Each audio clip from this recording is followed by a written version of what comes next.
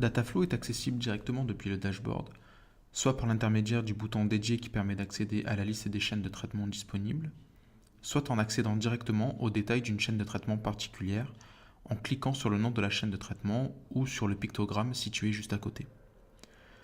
L'accès à Dataflow ouvre ensuite un nouvel onglet dans le back-office permettant de naviguer pour revenir par exemple à tout moment sur le dashboard ou pour accéder à d'autres applications.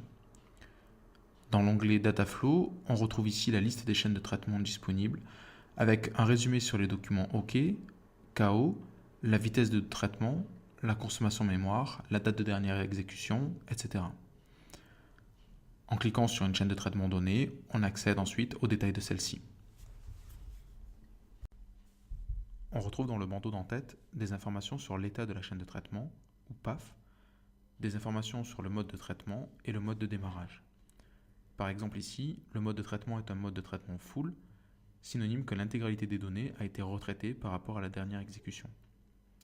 Ce mode-là fait opposition au mode incrémental, qui indique, lui, que les données sont traitées par lot, avec des exports successifs au fur et à mesure des exécutions.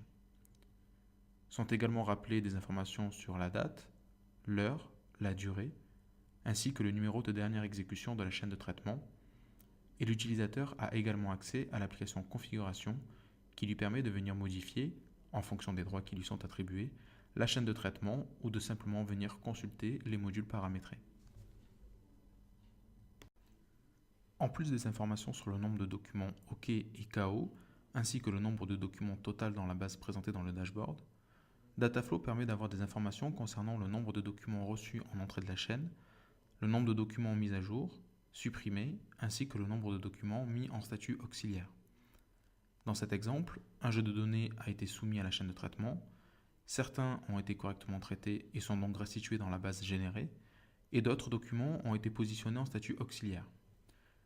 Le statut auxiliaire signifie que les documents ont été correctement traités, mais qu'ils n'ont plus été nécessaires pour la chaîne de traitement. Un exemple classique concerne les archives au format zip, par exemple, qui, une fois le ou les documents à l'intérieur de ces archives extraits, ne sont plus nécessaires pour la suite du traitement. L'archive a donc bien été prise en compte et est mise en statut auxiliaire de manière à indiquer au PAF que ce document ne doit plus transiter dans la chaîne. Dataflow donne ensuite le détail de la chaîne de traitement configurée. Celle-ci peut se composer d'un ou de plusieurs pipes, le long desquels s'agencent plusieurs modules.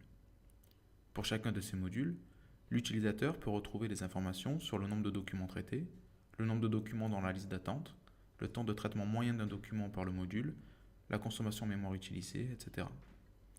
Pour obtenir plus de détails, un onglet permettant d'étendre les informations donne accès à la liste d'attente maximale reçue pour chaque module, au temps de traitement minimum, au temps de traitement maximum pour chaque module, et ainsi de suite, de manière à vérifier quel module pourrait éventuellement être un goulot d'étranglement dans la chaîne.